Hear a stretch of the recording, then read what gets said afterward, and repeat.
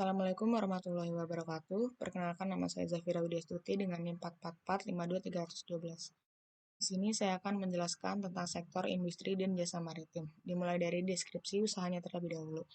Jadi, sektor industri dan jasa maritim adalah kegiatan perekonomian yang berkaitan dengan produksi, pengolahan, distribusi, dan layanan di bidang kelautan dan perairan. Sektor ini mencakup berbagai aktivitas seperti pembangunan dan pemeliharaan kapal, galangan kapal, industri perairan, dan pengolahan hasil laut. Selain itu, di sisi jasa, sektor maritim meliputi layanan pelayaran, logistik, dan distribusi barang melalui laut dan pelabuhan. Untuk peluangnya, yang pertama itu ada logistik dan transportasi laut. Dengan meningkatnya perdagangan internasional, layanan pengiriman barang melalui laut menjadi peluang besar termasuk manajemen rantai pasok dan logistik pelabuhan. Yang kedua yaitu pemanfaatan sumber daya laut.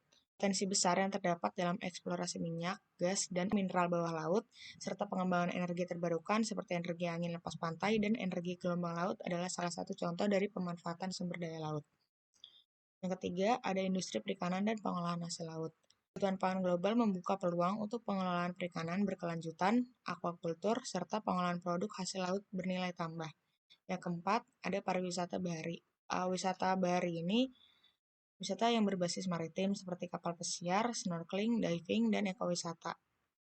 Wisata ini memberikan peluang bagi pengembangan layanan dan infrastruktur wisata. Untuk tantangannya dari sektor industri dan jasa maritim tersebut, yang pertama ada perubahan iklim dan lingkungan.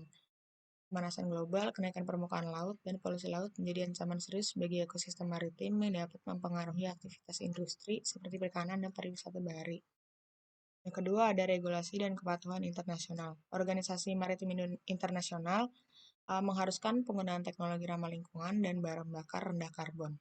Yang ketiga ada infrastruktur pelabuhan yang terbatas. Banyaknya negara, terutama negara berkembang, memiliki infrastruktur pelabuhan yang masih kurang memadai.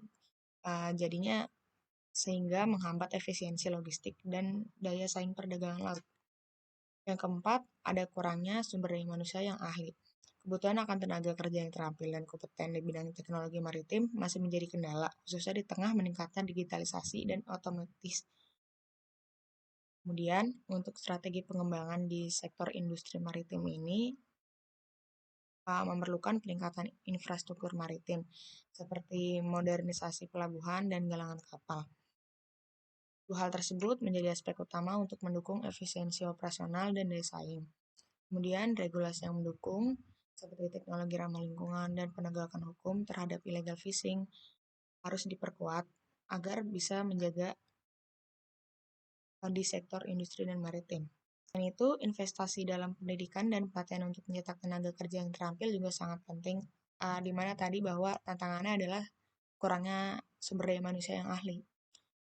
Dari saya kurang lebihnya mohon maaf. Wassalamualaikum warahmatullahi wabarakatuh.